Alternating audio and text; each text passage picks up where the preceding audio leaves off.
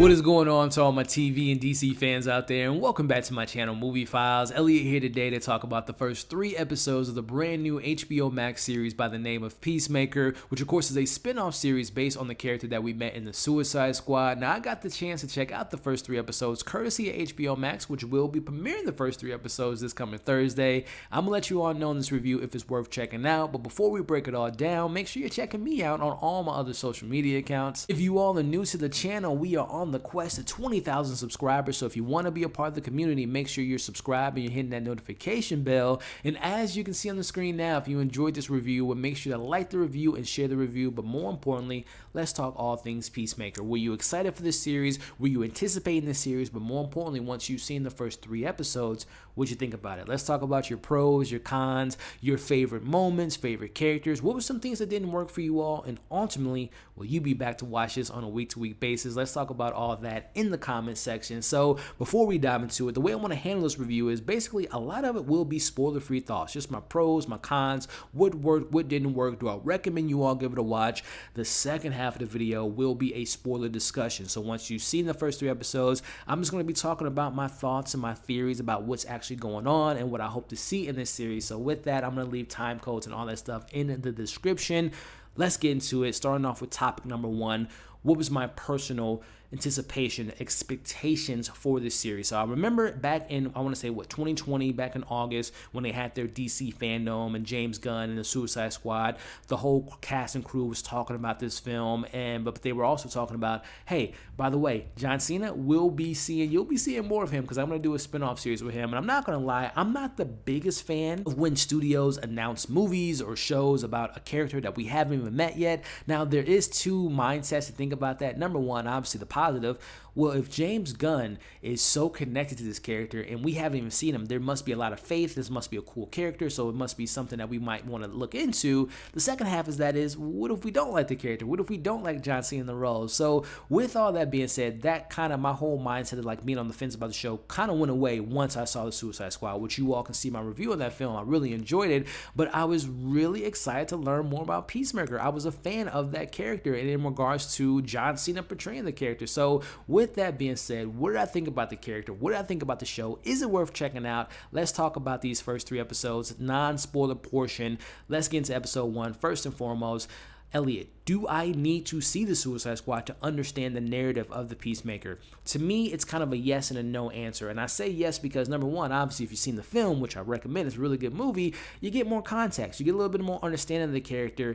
But I would say no, do you have to watch the movie, which, again, I recommend you do. But the reason I say no is because, literally, the show does a really good job of, number one, within the first 5 seconds, they say previously on, and you see all the main events that took place in the Suicide Squad. But more particularly, you see how Peacemaker played into that film. So again, I recommend you all watch the movie, but it's not like you don't have to quote unquote do homework to watch a movie to understand the context of this show. So with that, let's get into my thoughts of episode 1, which I personally think is probably the weakest out of the 3, and I'll get into my reasons why. But I think, number one, tonally speaking, this is James Gunn. He's fully James Gunn in this show. It's raunchy, it's rated R, it has all the kind of comedic beats that you've come to love from James Gunn. To me, tonally speaking, and kind of like the scale of the show reminded me a lot of James Gunn's superhero film by the name of Super, and kind of has that grittiness to it that reminded me a lot of that film that he made, but also all the stuff that I like from James Gunn and all of his projects, like the group setting, bringing these misfits together, really kind of works with the show. But again,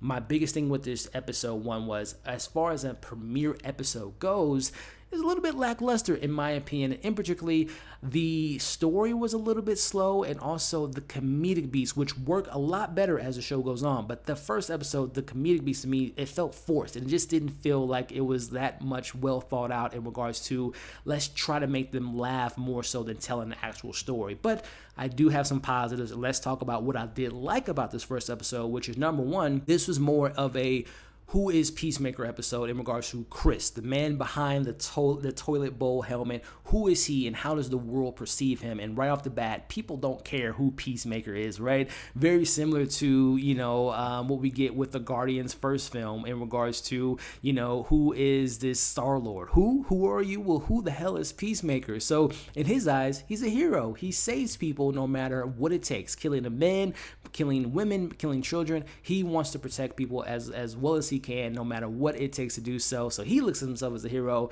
but everyone else looks at him as a supervillain, as a bad guy, as a douchebag. So I like that we get the POV of Chris, how he perceives himself versus how the world sees him, but also too, the thing that I do enjoy about this narrative so far, and what I like about James Gunn, and what I like about this first episode, he's really good at putting groups together. Now, this group consists of characters that we've seen before, especially from the Suicide Squad. In particular, we have the John character, who's kind of like the computer the whiz, kind of the smart guy in the group.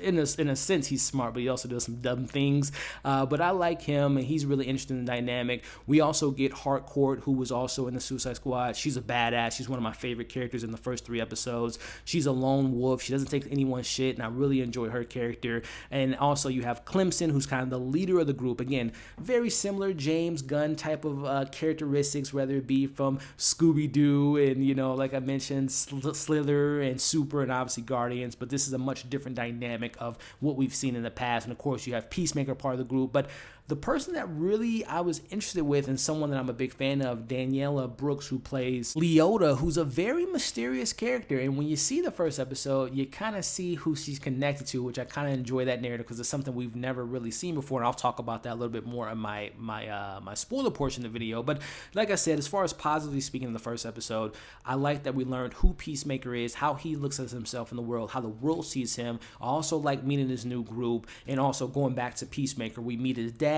you know, Mr. Smith, who's played by Robert Patrick, who is a douchebag of his own right. He is a racist. He has his own a little bit of a backstory. You kind of get to understand that he might have been doing some vigilante things when he was in his heyday. But like I said, I like what I liked about the first episode, which was the characters and the group, but the narrative, the story, the jokes, and just being a premiere episode didn't really wow me until we got to like the last 5 minutes of the episode, which I won't spoil here, but we kind of get an understanding of this thing called Project Butterfly. And when you see Project Butterfly, it's something that makes me excited, which really made me intrigued to see, okay, what are we really getting into with this series? Which brings me to episode 2, which I will say right off the bat, this show, each episode is better than the last, in my opinion. And episode 2 is way superior than episode 1, because the things I didn't enjoy about episode 1 was much more fleshed out. The comedy beats worked better for me, but in particularly, again, I like the dynamic of our group, but we meet a character by the name of Vigilante, whose real name is Adrian Chase. What a fantastic character. The character, now, from what little do I know about Vigilante from the comics, I believe him and Peacemaker are like enemies in the comics, which they may do that in this series, because obviously in this show, if you've seen the trailer, they seem to be really good friends, which they are really good friends in the show, at least in the first 3 episodes. But I can see how maybe things kind of turn on a sour note and they become enemies by the end of the show. But putting that aside, Vigilante is my favorite character of the entire series so far. He's not only funny, he's incredibly menacing in regards to he's a maniac. Like, he is a better Peacemaker than I think Peacemaker is, because he gets the job done and he has a certain mindset that is very controversial. But I really enjoyed that character, and I thought that he really played really well in this James Gunn world, and it was, like I said, my favorite character of the show. But in particular, what I did enjoy most about the second episode was, again, the comedic beats work, the story picks up more, you get a little bit of a better understanding of what happened at the end of episode 1 and how that plays into the rest of this narrative. We get more of the group dynamic working together. They're trying to see, okay, what are you good at? Can I trust you? Can I not trust you? What have you done in your past? So they kind of explore the character a little bit more. In particularly, going back to Peacemaker and Chris, we learn a little bit more about his dad and how he's involved in the story and what he used to do in the past, which, again, very despicable, very racist individual. But again, I really enjoyed the second episode way more than I did the first episode, which brings me into episode 3, which is the best episode of the first 3, which, again, I'm always a fan of. Getting better each episode. The building blocks get bigger. The world gets bigger. You understand more of the characters. And I thought episode 3 really brought things home. We focus more on a individual mission. And the thing about this mission, which goes back to my thoughts of episode 1, we're seeing the cracks of Peacemaker. We're seeing that toilet bowl helmet start to have its cracks, because he's starting to question, should I be doing the things I'm doing to achieve peace in the world? So I like how they tackle that, but also it has the most action in the first 3 episodes. There's a character that we meet in this episode, which I thought was hilarious, but also can kick a lot of ass. And again, going back to the Project Butterfly, you kind of get a little bit more of an understanding of what's going on here in this narrative. So again, episode 1, my least favorite. It has its pros, but to me, it just totally just didn't work for me, and the comedic beats felt forced. Episode 2 was so much better than episode 1, Vigilante gets involved, the story picks up more, and then episode 3 brings everything home. So I'm so glad. I think that was a genius idea. I know HBO Max tends to do this a lot whenever they premiere a show. First 2 episodes, first 3 episodes, it's a trope that they do now, but I think showing the first 3 episodes really does help out the show, because it really helps, at least for me, it made it see, okay, I'm really interested in these characters.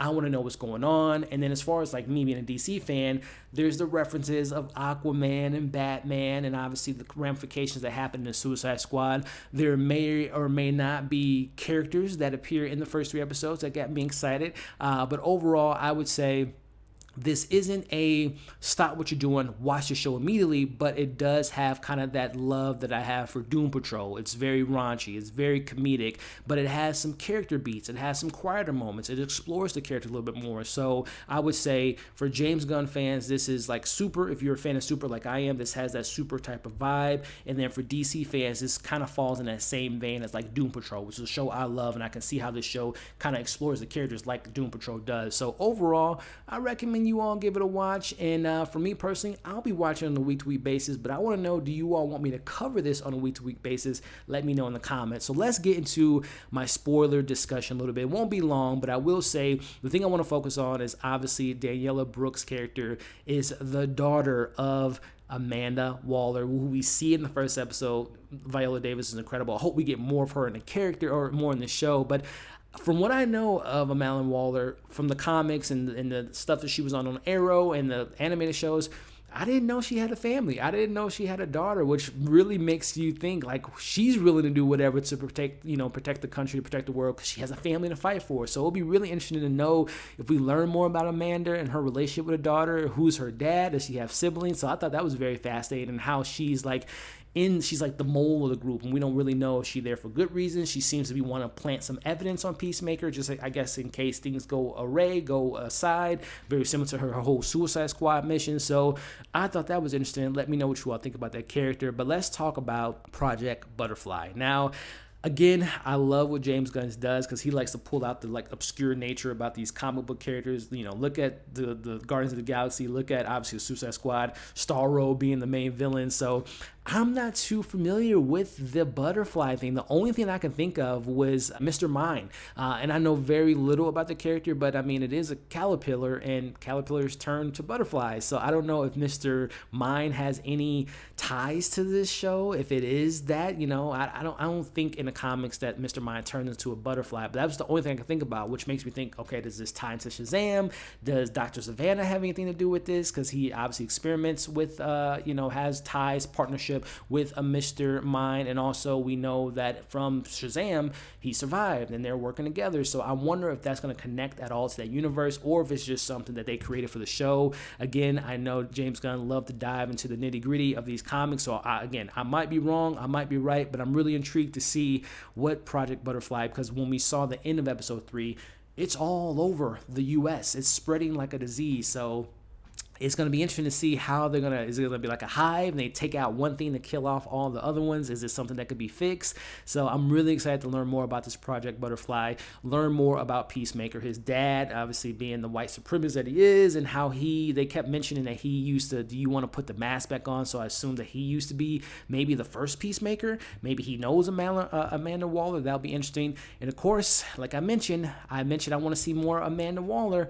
I want to see some of those Suicide Squad characters make an appearance. It doesn't have to be the big ones like Harley Quinn, but Bloodsport. I mean, they have a vendetta. Bloodsport thought that he killed him, so I would love if Idris Elba can make an appearance on this show. That would be really cool. Ratcatcher and things like that. Maybe King Shark, and maybe, I don't think we're going to get any huge cameos. I don't think we're going to see Gal Gadot as Wonder Woman, Jason Momoa as, Aquaman or Superman character, but maybe Shazam if it is Mr. Mind. But I really enjoyed the first 3 episodes. Like I said, I don't think it's like the best of the best I've ever seen, but I can see how this show going to have some heart, going to have some cool cameos, some funny moments, some heartfelt moments. So that's the spoiler portion of my review. Once you've seen 3 episodes, let's talk spoilers in the comments. Of course, highlighting in your comments saying spoilers for those that haven't seen it so they won't get spoiled. But let's talk about that in the comments. If you stuck around to this point in this video, I appreciate you all. Before you leave, make sure to like, share, comment, and subscribe to the channel, because We're almost at 20,000 subscribers, and I love the community that we're building so far, and I would love to continue to grow this community. And again, let me know in the comments if you want me to cover this on a week-to-week basis. I appreciate you. I hope you all are staying safe. As you can see on the screen now, subscribe to my channel, check out my other content, and we'll catch you in the next video.